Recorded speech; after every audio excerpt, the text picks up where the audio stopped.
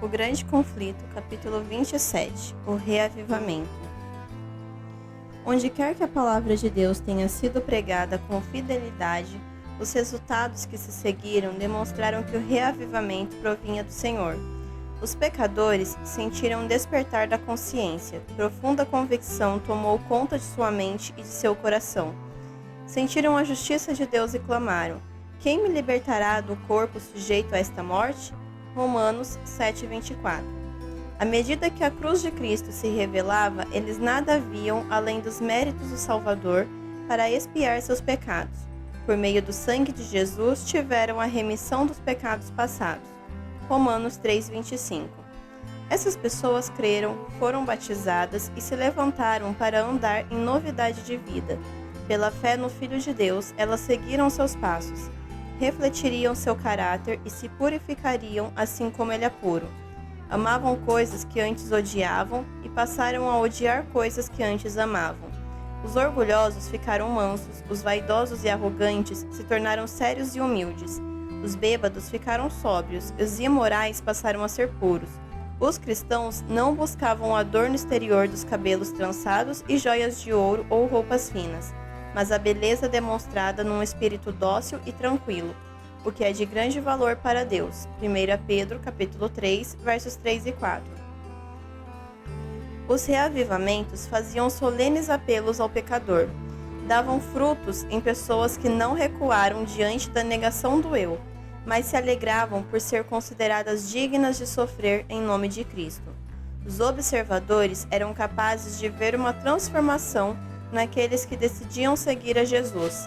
Resultados como esses costumavam suceder períodos de despertamento religioso. Muitos reavivamentos modernos são bem diferentes desses. É verdade que várias pessoas alegam estar convertidas, e grande número entra para as igrejas. No entanto, as consequências não dão apoio à crença de que houve crescimento na vida espiritual real daqueles que aceitaram. A chama que queima por um pouco logo se extingue.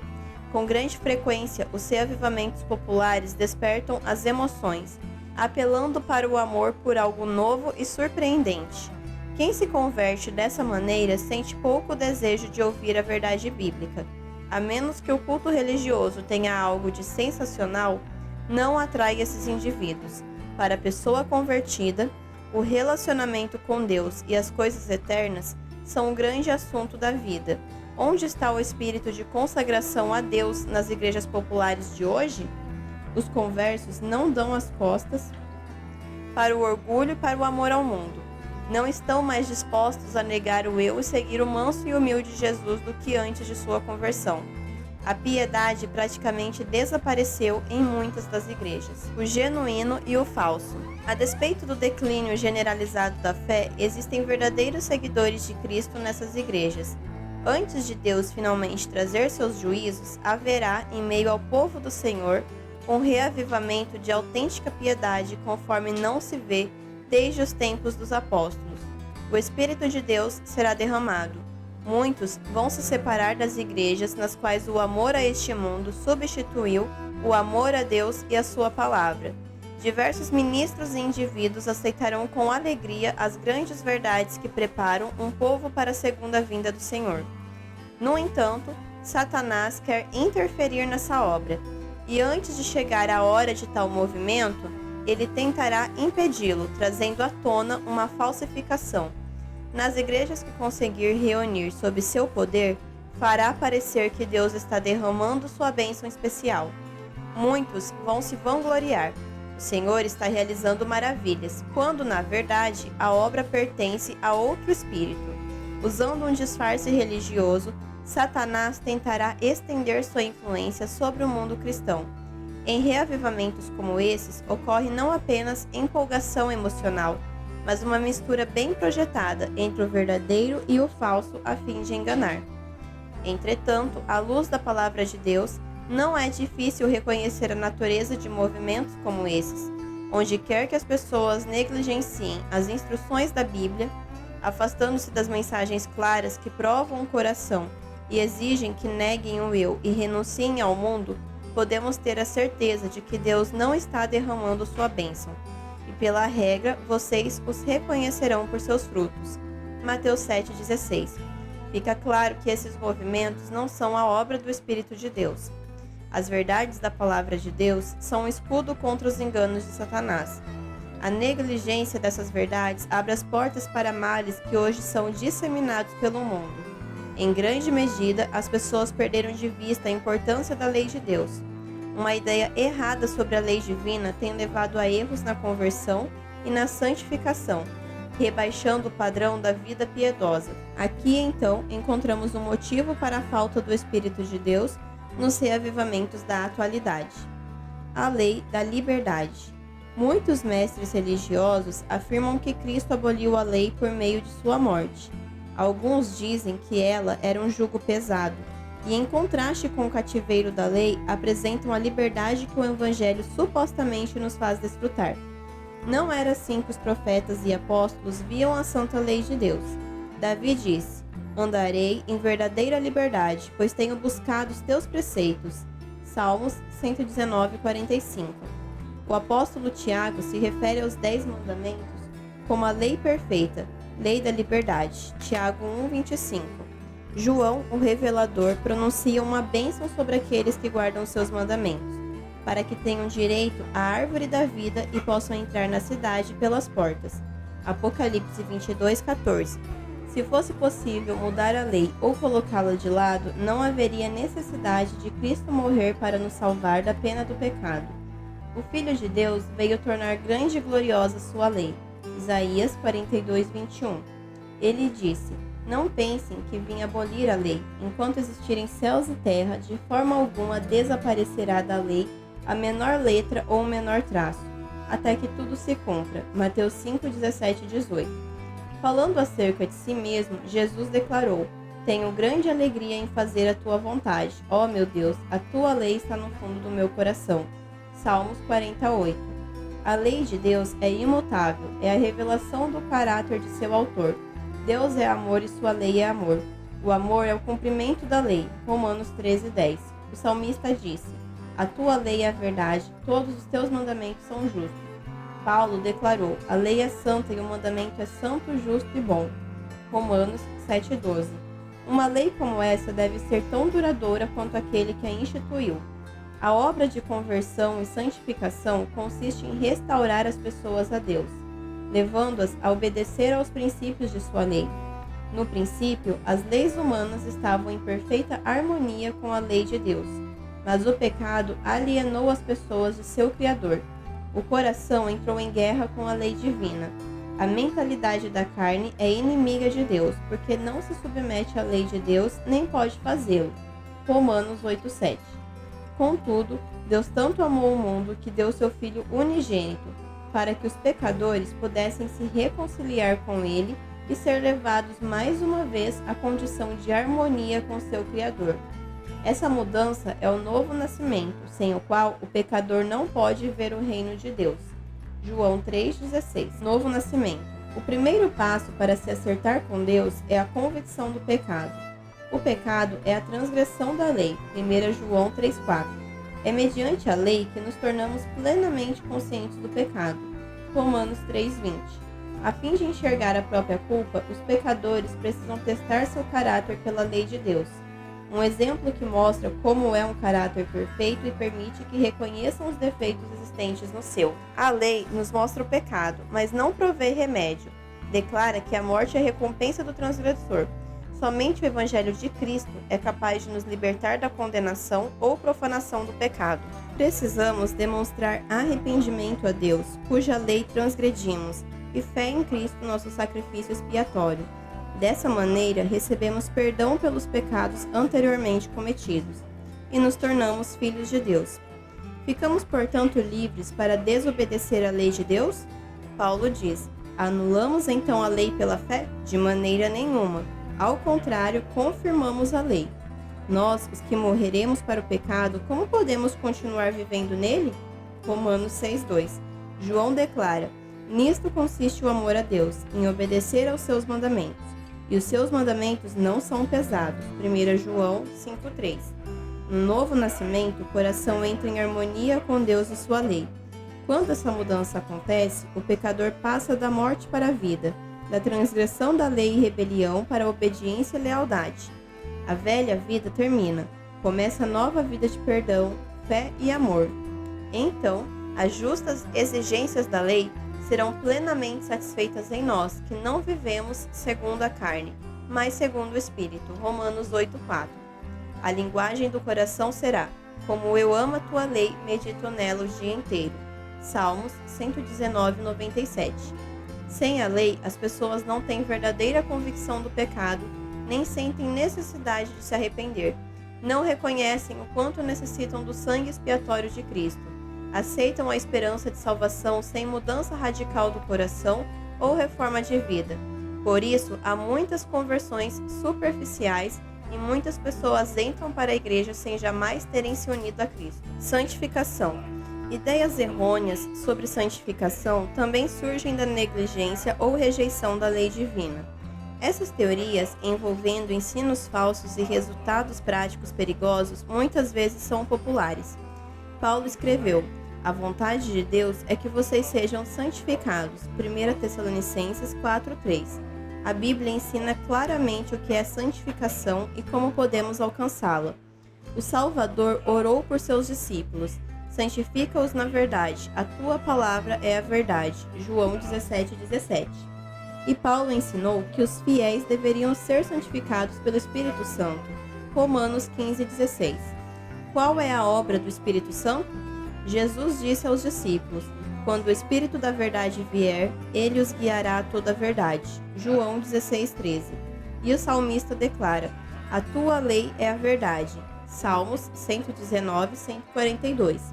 Uma vez que o mandamento de Deus é santo, justo e bom, o caráter formado pela obediência a essa lei será santo. Cristo é o exemplo perfeito de um caráter assim. Ele declarou: tenho obedecido aos mandamentos de meu Pai. Sempre faço o que lhe agrada. João 15:10 e 8:29. Os seguidores de Cristo devem se tornar semelhantes a Ele. Pela graça de Deus, formar um caráter em harmonia com os princípios de sua santa lei. Essa é a santificação bíblica, somente pela fé. Só temos condições de realizar essa obra pela fé em Cristo, pelo poder do Espírito de Deus que vive dentro de nós. Os cristãos sentem o pecado tentá-los, mas estão em constante batalha contra ele. Necessitam do auxílio de Cristo para fazer isso. A fraqueza humana se une à força divina e a fé exclama: graças a Deus que nos dá a vitória por meio de nosso Senhor Jesus Cristo. 1 Coríntios 15:57. A obra de santificação é progressiva. Quando o pecador encontra paz com Deus na conversão, a vida cristã acabou de começar. Então ele deve prosseguir até a perfeição. Hebreus 6:1. Crescer até que todos cheguemos à medida da estatura completa de Cristo. Efésios 4:13. Prossigo para o alvo a fim de ganhar o prêmio do chamado celestial de Deus em Cristo Jesus. Filipenses 3:14. Aqueles que vivenciam a santificação bíblica são humildes. Reconhecem o quanto são indignos em contraste com a pureza e a perfeição de Deus. O profeta Daniel foi um exemplo de verdadeira santificação. Em vez de alegar ser puro e santo, esse honrado homem de Deus se identificou com a situação realmente pecadora de Israel, enquanto suplicava diante do Senhor por seu povo. Daniel 9:15, 18 e 20. Aqueles que andam à sombra da cruz do Calvário não se exaltarão, nem farão declarações arrogantes de que estão livres do pecado. Sentem que foi seu pecado que causou a agonia que quebrantou o coração do Filho de Deus, e esse pensamento os leva à humildade profunda. Aqueles que vivem mais perto de Jesus compreendem com maior clareza o quanto a humanidade é frágil e pecadora, e que sua única esperança está nos méritos de um Salvador crucificado e ressurreto. A santificação, que agora ganha notoriedade no mundo religioso, tem um espírito de exaltação pessoal e desconsideração pela lei de Deus que a identifica como alheia à Bíblia. Aqueles que a ensinam alegam que a santificação acontece instantaneamente, e dessa maneira, por meio da fé somente, eles atingem santidade perfeita. Apenas creia, dizem eles, e a bênção será sua. Nenhum esforço adicional é exigido do recebedor.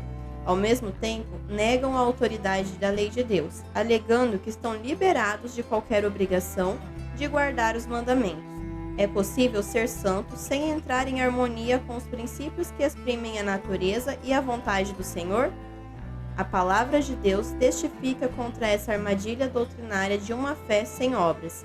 Não é a fé que reivindica o favor de Deus sem cumprir as condições por meio das quais ele concede misericórdia. É presunção. Tiago capítulo 2, versos 14 a 24. Santificação autêntica. A santificação envolve o ser inteiro, espírito, alma e corpo. Os cristãos são chamados a apresentar o corpo em sacrifício vivo, santo e agradável a Deus. Romanos 12:1. Toda prática que enfraquece a força físico-mental nos desprepara para o serviço ao nosso Criador. Aqueles que amam a Deus de todo o coração tentarão constantemente colocar toda a força de seu ser em harmonia com as leis que os tornam mais aptos a fazer a vontade do Senhor. Não enfraquecerão, nem profanarão a oferta que apresentam a seu Pai Celestial, condescendendo com apetites ou paixões. Toda prática pecaminosa tende a anuviar e amortecer a compreensão mental e espiritual. A palavra ou o Espírito de Deus conseguem causar apenas uma frágil impressão no coração. Purifiquemo-nos de tudo que contamina o corpo e o espírito, aperfeiçoando a santidade no temor de Deus. 2 Coríntios capítulo 7, verso 1. Quantos professos cristãos degradam sua humanidade semelhante a Deus por meio da glutonaria, da bebedeira de vinho e do prazer escondido. E com frequência a igreja encoraja o mal para encher sua tesouraria quando o amor a Cristo é pequeno demais para fazê-lo. Se Jesus entrasse nas igrejas de hoje para ver as festas que acontecem em nome da religião, ele não expulsaria aqueles que profanam sua casa dessa maneira, assim como baniu os cambistas do templo? Acaso não sabem que o corpo de vocês é santuário do Espírito Santo que habita em vocês, que lhes foi dado por Deus e que vocês não são de si mesmos? Vocês foram comprados por alto preço. Portanto, glorifiquem a Deus com o seu próprio corpo. 1 Coríntios capítulo 6, versos 19 e 20. Os cristãos cujo corpo é o templo do Espírito Santo não serão escravizados por um mau hábito. Seu poder pertence a Cristo. Sua propriedade é do Senhor. Como desperdiçariam esse tesouro que lhes foi confiado? Todos os anos, professos cristãos gastam imensas somas de dinheiro em prazeres prejudiciais. Roubam a Deus nos dízimos e nas ofertas, enquanto consomem mais no altar da concupiscência destruidora do que dão para ajudar os pobres ou promover o Evangelho. Se todos os que professam o nome de Cristo fossem santificados de verdade, doariam seu dinheiro com generosidade para o tesouro do Senhor, em vez de gastar com coisas desnecessárias e prejudiciais. Os cristãos deveriam dar exemplo de temperança e sacrifício pessoal. Então seriam a luz do mundo. A cobiça da carne, a cobiça dos olhos e a ostentação dos bens. 1 João 2,16. Controlam a maioria das pessoas, mas os seguidores de Cristo recebem um chamado mais santo. Saiam do meio deles e separem-se, diz o Senhor. Não toquem em coisas impuras. 2 Coríntios 6,17. Aqueles que cumprirem essas condições, Deus promete, e lhes serei pai, e vocês serão meus filhos e minhas filhas. Reavivamento verdadeiro. Cada passo de fé e obediência traz o crente para uma conexão mais próxima com a luz do mundo. Os raios brilhantes do sol da justiça resplandecem sobre os servos de Deus, e eles devem refletir seus raios. As estrelas nos revelam que há uma luz no céu cuja glória as torna brilhantes. Da mesma forma, Cristo revela ao mundo que existe um Deus no trono cujo caráter é digno de louvor e imitação. A santidade do caráter divino será visível em suas testemunhas. Por meio dos méritos de Cristo, temos acesso ao trono do poder infinito. Aquele que não poupou seu próprio Filho, mas o entregou por todos nós, como não nos dará juntamente com ele e de graça todas as coisas? Romanos 8,32. Jesus disse: se vocês, apesar de serem maus, sabem dar boas coisas aos seus filhos, quanto mais o Pai que está nos céus dará o Espírito Santo a quem o pedir. Lucas 11,13. O que vocês pedirem em meu nome, eu farei. Peçam e receberão, para que a alegria de vocês seja completa. É privilégio de todos que vivem dessa maneira receber a aprovação e a bênção de Deus. Não é da vontade de nosso Pai Celestial que sempre vivamos em condenação e trevas. Não é humildade verdadeira andarmos com a cabeça prostrada e o coração cheio de pensamentos acerca do eu. Podemos ir a Jesus, ser purificados e assim comparecer sem timidez nem remorso diante da lei. Por meio de Cristo, os filhos caídos de Adão se tornam filhos de Deus. Jesus não se envergonha de chamá-los irmãos. Hebreus 2:11. A alegria do Senhor os fortalecerá. Neemias 8:10. Alegrem-se sempre. Orem continuamente. Deem graças em todas as circunstâncias, pois esta é a vontade de Deus para vocês em Cristo Jesus. 1 Tessalonicenses capítulo 5, versos 16 a 18. Essas coisas são os frutos da conversão e santificação bíblica. Somente porque as pessoas tratam os grandes princípios de justiça mostrados na lei com tamanha indiferença é que esses frutos são tão raros. É por isso que vemos tão pouco da obra profunda e duradoura do Espírito que costumava acompanhar os reavivamentos. É pela contemplação que somos transformados, 2 Coríntios 3,18. Assim como as pessoas negligenciaram os mandamentos nos quais Deus revelou a perfeição e a santidade de seu caráter e sua mente se ligou a ensinos e teorias humanas, um declínio do viver santo dentro da igreja foi a consequência. Somente quando a lei de Deus for restaurada à sua posição de direito, um reavivamento de fé e espiritualidade autênticas poderá acontecer no meio daqueles que dizem pertencer a seu povo.